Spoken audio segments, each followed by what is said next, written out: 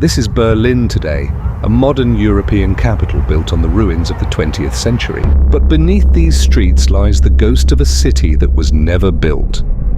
In the late 1930s, plans were drawn for a new world capital, a megacity so vast and so heavy that engineers warned it might literally crush the ground beneath it.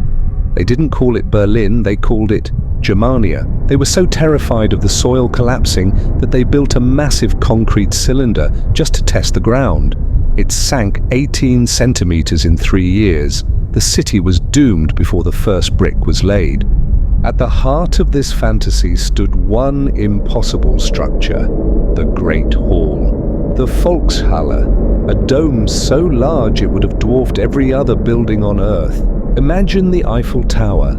Now, imagine its swallowed whole, fitting easily inside this single hall. Leading to this titan was the Avenue of Splendours, a 5-kilometer boulevard designed not for traffic, but for marching. And guarding the southern end, a triumphal arch that defies logic. It was designed to be 3 times the size of the one in Paris.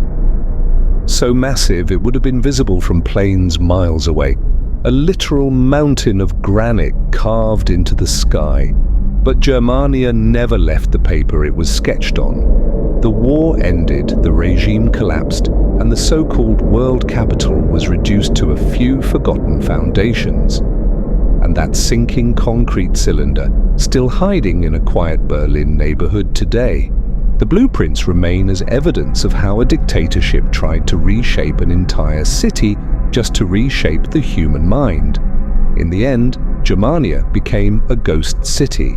It only exists in archives, and right here, this is just one of many cities' history almost built. History is full of ghosts. You've just glimpsed one of them. For more timelines that never happened, subscribe to The Glitch.